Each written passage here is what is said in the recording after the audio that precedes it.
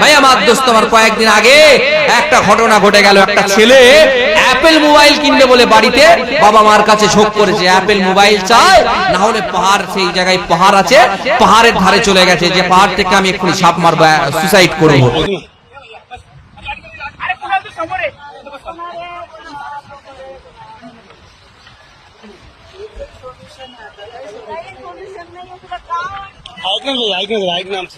ऐक रे बाबा तू उडी मारताना कोणाचं मोठं नाव होणार आहे? आईसाठी काय होणार तुझं?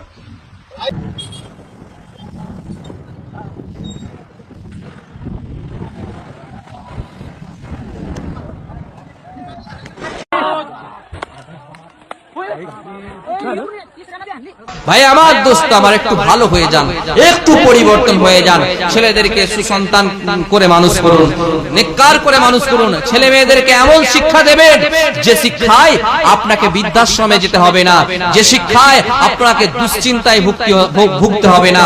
আপনি ডাক্তার, ইঞ্জিনিয়ার, আইএস, আইপিএস, উকিল, হাকিম, জজ, ব্যারিস্টার সব করুন, সাথে ছেলেটাকে একটু দ্বীনি শিক্ষা দেন, একটু ইসলামিক শিক্ষা দেন। ভাই আমার দোস্ত, আমার কয়েকদিন আগে একটা ঘটনা ঘটে গেল। একটা ছেলে অ্যাপেল মোবাইল কিনবে বলে বাড়িতে বাবা মার কাছে ঝোঁক করেছে, অ্যাপেল মোবাইল চাই, না হলে পাহাড়, সেই জায়গায় পাহাড় আছে, পাহাড়ের ধারে চলে গেছে যে পাহাড় থেকে আমি এক্ষুনি সাপ মারবো, সুসাইড করবো।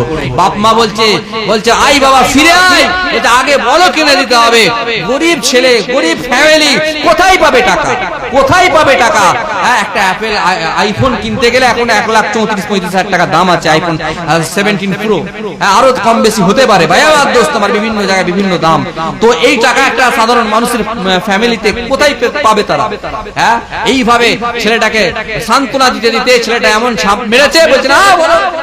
যখনই ঝাঁপ মেরেছে বাবা মাও আর ছেলেটাকে বাঁচাবার চেষ্টা করেছে, বাবা মাও পড়েছে একটা অ্যাপেল আইফোনের চক্করে, গোটা ফ্যামিলি নিশ্চয়।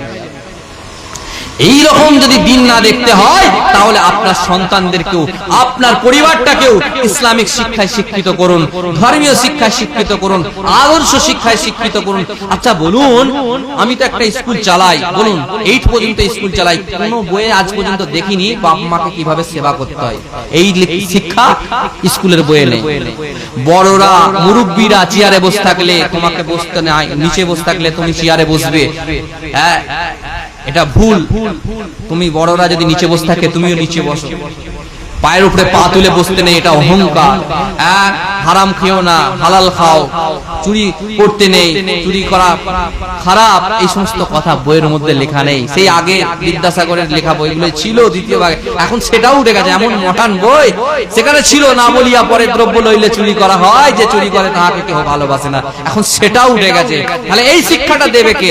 এই শিক্ষাটা দেবে এই হুজুর, আপনার মসজিদে ইমাম সাহেব তো যে পাঠাবেন, ওখানে পাঠাতে হবে, মক্তবে ইমাম সাহেব দেবে বাচ্চাদেরকে আদর্শ শিক্ষা। ওইখানে যদি আপনি ভালো করে একটু শিখে নিতে পারেন, বাড়িতে ইসলামিক কালচার যদি থাকে, ওই ছেলে ডাক্তার, ইঞ্জিনিয়ার, আইএস, আইপিএস যাই হয়ে যাক না কেন, সে বলবে আমার মা বাপ ছাড়া কিছু বুঝি না।